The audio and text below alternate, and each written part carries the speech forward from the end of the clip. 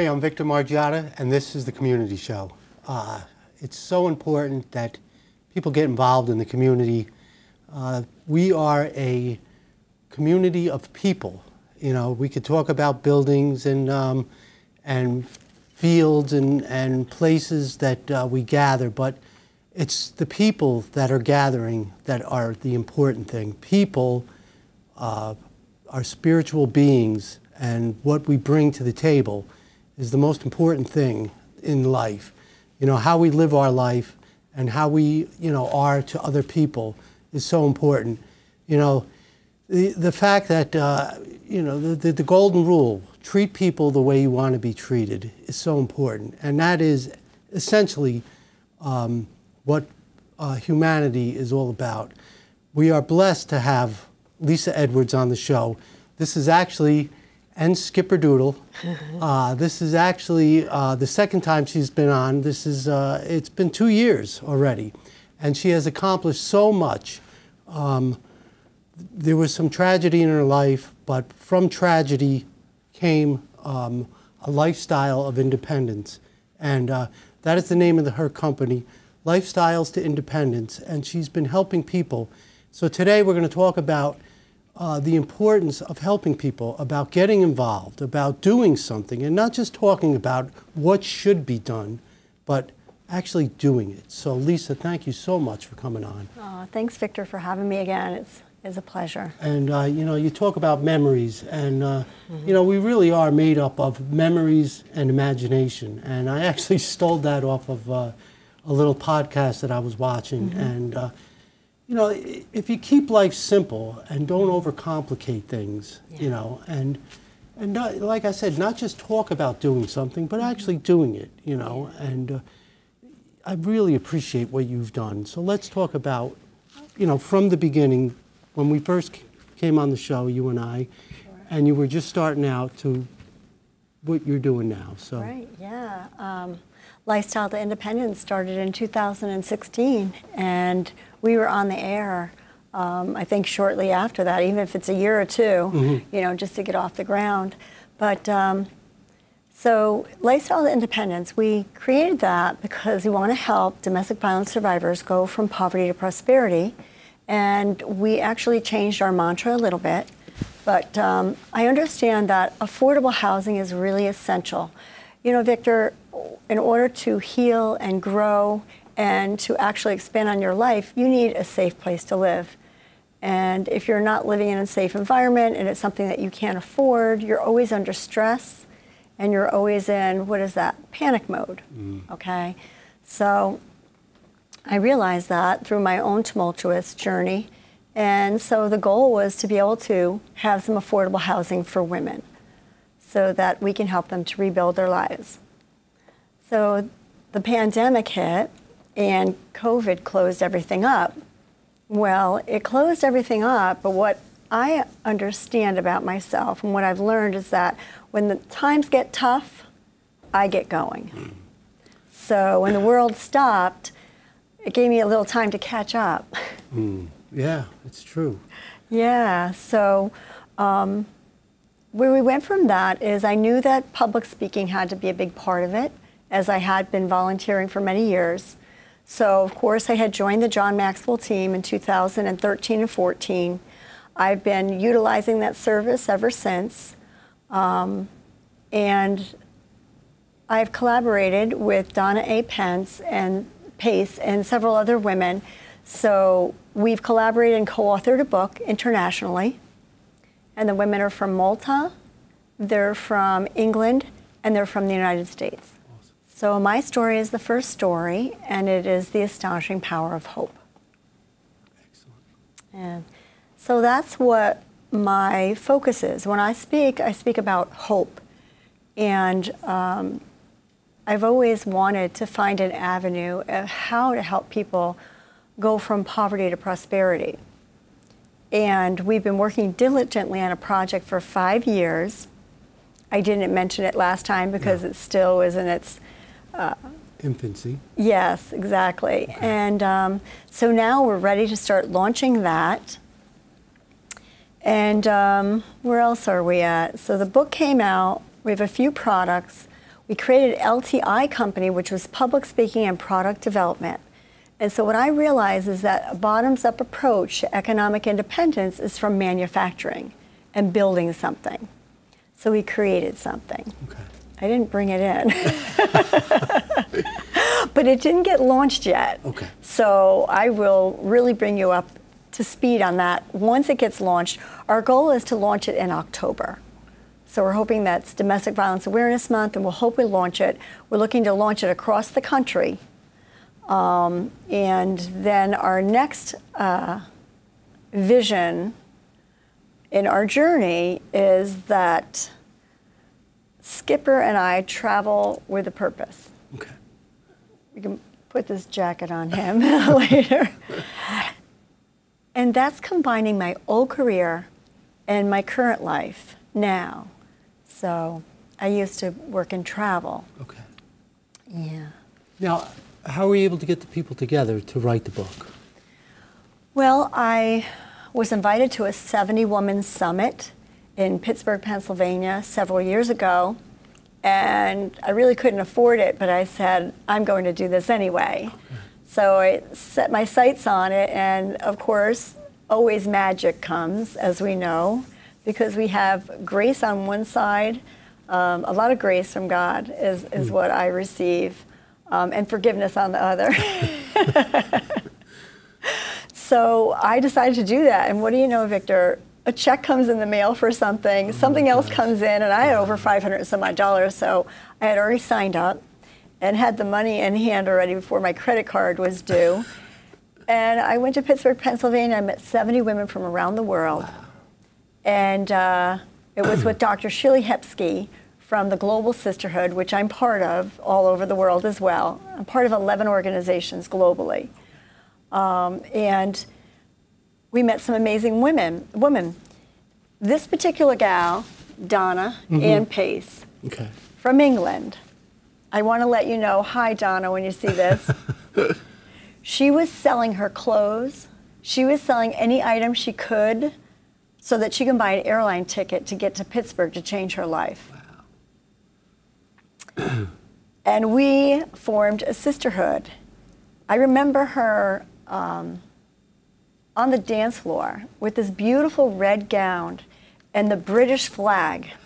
And she was just dancing the night away. And so this gal came from England. She had been through some horrific situations herself. She wrote her first book. And we all became friends. And from there, we decided that we wanted our voices in writing. Mm-hmm. So she's the one that started it.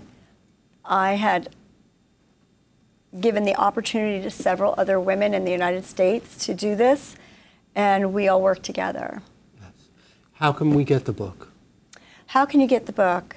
It is on Amazon. That's one way. And the other way is if you go to my website, okay, and it's lifestyle2independence.com, and you go under shop and support us, and you can buy the book.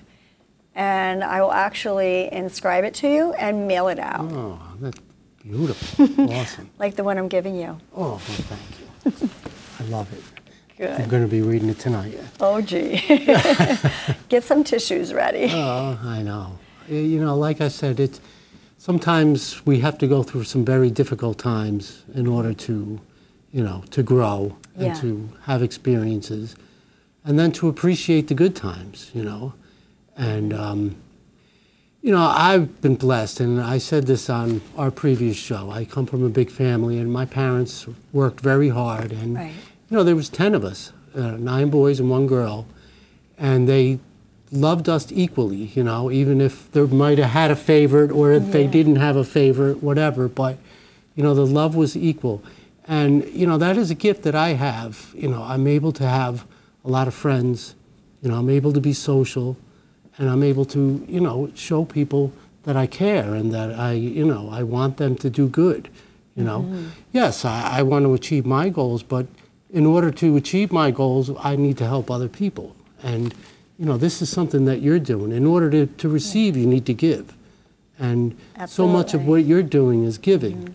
Now, talk about the first house that you set up for the girls to live. Well, the first home was purchased in 2016. And we were trying to get the products off the ground so that we could actually sell some things and raise some money for it. It was a very big endeavor. But with COVID and all, and it going a little slower than I expected, we had to actually sell the property because the taxes were doubling. So we sold the property, but that was also a blessing. And what I did, Victor, is I converted my own personal home to help women. So we built a few walls, put some French doors up. I was hoping you could come on Friday night for the potluck dinner next year. Okay. So I now have a large office, and I have 3 rooms upstairs for gals. Eventually, there's an apartment downstairs that will be for 2 other women, but they're not ready for it yet. You know, I interviewed, I had 115 people apply. And so right now there's 2 gals. One's in the program, the other's thinking about doing the program too, because they have to accept it, because I have a whole educational series for 3 to 4 years for them. Shall they choose to really embrace their dream and their joy, which is their God's given gift? Yes. So we changed my house this summer. That's in Facebook. That was crazy. And June 5th, the first gal moved in. Oh, great. So we have the Affordable Housing Initiative underway, and then, what day is it? And then Friday, we had, like, you interviewed us for the, what was that, the river cruise, the fundraiser? Yes. Well, we brought it back to the house, and we had a potluck dinner. Excellent. And we had about 45 people there. Wow. Awesome. So, now, I would have came, but I was working. I know. So. Next year I have to have it on your day off. Okay, that'd be great. Well, I will plan ahead and I'll get a day off so I can come. Exactly. Okay, good. So it went very well this year and a little crazy at the same time. Yeah. So we're setting up our own documentary. They're doing a documentary. It's going to be a long-term project. We're working right now on 3 commercials. 2 15-second commercials and a 30-second commercial. And I have teamed up with John Maxwell with a new initiative that he has across the world, and it's called Change Your World. Okay. So that is when simple acts of kindness can actually start multiplying and then actually change the world. Just like you're doing, Victor, here. By doing this community show, reaching out to the community, talking to people, finding out about their history, what are they doing, keeping people involved, and then when they hear that someone's doing something nice, well, then they want to do something. Well, they say that we are hardwired to help people. I mean, we are a communal species. We like to be around people. We like to, help each other. Sometimes it becomes difficult because of the situations, but in the long run, being in a community and being involved with people is how we are wired to be. So, and it makes us feel better. Like you said, it's a God-given gift that our souls need to be, enriched by other people, by helping them. So. Yeah, and the pandemic actually really, was a challenge for many people, but I see back in the past that my dad always was community driven. He was in the firehouse, he was always involved in things like that and giving back to the community. So that's one part, positive aspect of my dad that was there. And I think my family also always was involved with the community. My grandmother and my grandfather Edwards were very involved with the community. Now, we mentioned Jill Wynkoop Davis. What a great show that was, and she did a really nice job. And it's funny that, you actually worked at Dayrose with Herbie. I worked at Dayrose with Herbie. He was amazing. He is. Mrs. Lonigan. And you're like his child. When you work with Herbie, he was there for every teenager. He was there for every family, and he really had an instrumental part in my life. And, through some difficult times, Herbie was there, and he always made them fun. And also, in the beginning of all of this, I was actually babysitting for Jill's children. Wow. So I had my little boy and I had her children, and I was babysitting to make some money when my son was younger, and she actually helped me out. So that was good. And so I was at the beginning when she was at the library.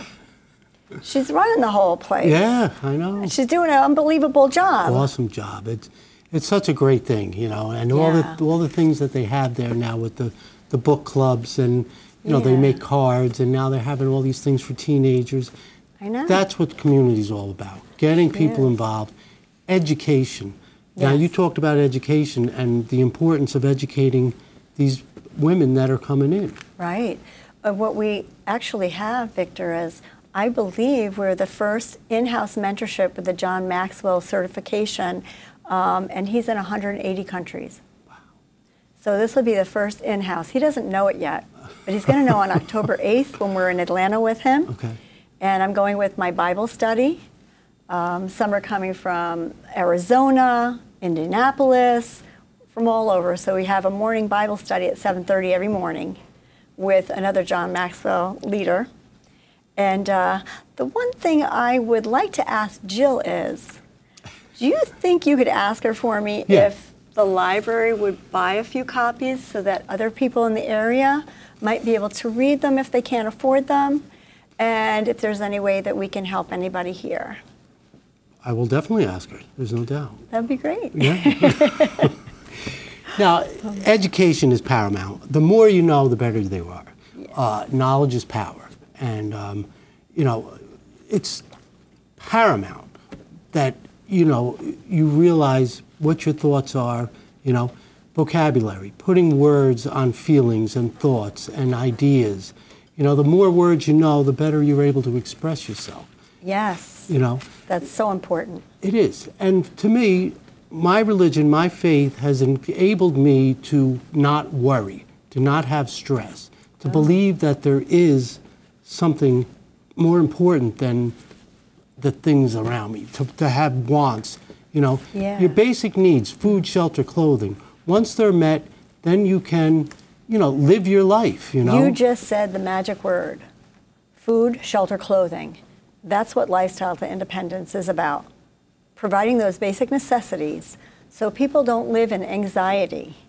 And when we work with them, they can walk in faith and not in fear. You said it perfect. Thanks. But, you know, you talk about a little bit about history. This place, I mean, it's going to be 75 years that we've been here. Really? I know. And I'm only 40. So.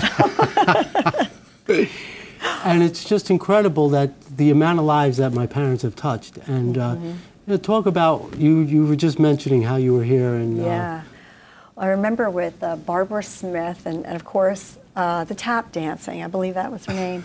And we used to come here after all of the tap dancing recitals. And I think you need to get a bigger restaurant, as I don't know if she came in stages, but we would always come. That was a big what to do. I loved it. And when my parents would bring us here, I was always so honored to be brought to the back of the kitchen, and your father used to throw me up in the air like a pizza. Yeah, right.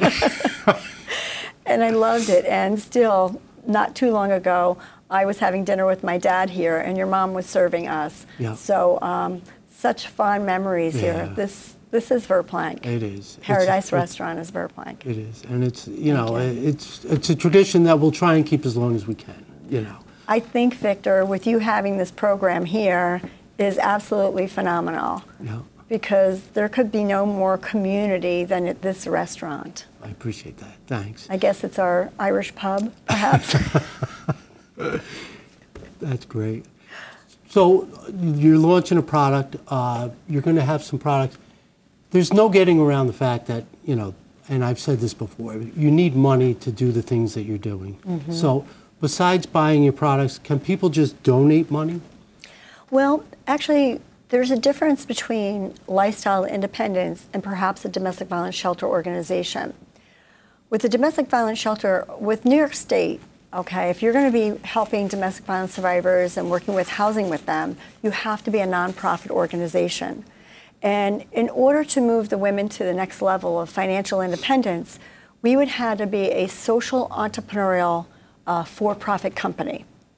And also helping women go from poverty to prosperity, I didn't want that cloud over us of nonprofit. So there may be ways that people can donate to our cause. We will be doing a documentary. So if somebody would like to do some funding for that, for our film crew, that would be wonderful. Right now, we're not doing much more with furniture, because we usually give furniture to a lot of women and clothing and things like that. We're actually emptying our basement, and we're giving it to the entire community where we live. So we're going to be emptying that out, and we're going to be making that a packaging and distribution of our first product, working with Federal Express nationwide. Okay. So that's there. And you know, Victor, the moment that I had said we're not going to sell the products downstairs, we're going to donate it to the community, I got a call from Gabe Kiss from Hendrick Hudson High School that has a very wealthy woman in New York City that is donating furniture to our woman's home. Great. I just can't tell you, I get favor after favor after favor, and I just feel like I'm God's favorite. Well, you're being active. You're being proactive. And once you get that going, then people want to join in, you know what I mean? And, you know, like I said, you can't just talk about doing these things. Once you start doing it and other people see it and they want to get involved, that's the big part of it. And I agree with you. And, you know, I want to watch more of your shows. I want to watch a little more time. I have been working 17-hour days, and so I have poison ivy, bruises, cuts. I don't usually get dressed up. I'm usually working hard at the house, but the home is almost finished with, you know, upkeep and all. And so it'll be good for a good 3 to 5 years, so everything that I've done with it. So we're getting the products ready to launch. Federal Express worked with us 1.5 years ago. The public speaking is expanding, which is wonderful. And I'm going on a road trip with my father. you're bringing him home, but that's not till when? I'm going to bring him home in September. Okay, so you got a little time. So I said, Dad, you know, what do you do when you go to Florida with your friends and you have so much fun? Yeah. I said, how do you have so much fun when you're driving? He says, oh, we stop and play golf every day. I was like, okay. Can I do that with you? Let's stop and play golf every day. Right, right. So we made a commitment. We're going to do that. Oh, good. Excellent. So we're going to play golf and make our way down to Bradenton, Florida. Mm-hmm. And so when I get to Bradenton, Florida, I'd like to let you know that one of my head leaders, Regeline Gigi Sabat, lives right there.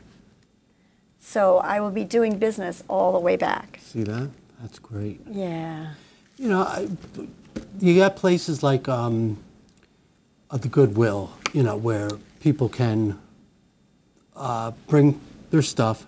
You know, I always feel like it's a shame when, you know, you acquire so much stuff over time, you have this clutter, and now you got to get rid of it. Mm-hmm. And, you know, it would be great if you could just call somebody, come and pick it up, and bring it to somewhere where somebody can use it, you know what I mean? We've been doing that for years, many years, as a matter of fact. But since we're pivoting, there is a church 3 doors up from us right now, and he's receiving all donations and things like that. So I'll take a look. I know he has a, what do you call it? One of those stationary pods or something? Mm-hmm. Yep. Or what is that, Victor? It's behind a truck, one like of those a little things? storage pod. Right, Yeah. or those things behind trucks, whatever they are. Mm-hmm. So he has that. The church has started to go. The neighborhood's working really well, because you know I'm in the city of Newburgh. Yeah. And they all know me. Everyone knows me. And that's a good thing. It's great. And you know, the neighborhood, the people are really nice. If some problems come in there, we get rid of them. But my neighborhood people are very nice. And so we're going to take whatever we have and accumulated that hasn't gone out to a needy woman, mm-hmm. and we're going to give it to the local community right now on our street. And I'm going down to New York City, Columbus Circle, the second tower of whatever it is, CBS. You don't even want to know who has donated stuff for us. I mean, when you come to my house, you're going to say, you know, whoa, what is this? First class. I am a little guilty of being a kind of a hoarder, you know, but you are a hoarder? Me too. A little bit. I mean, I don't go completely crazy.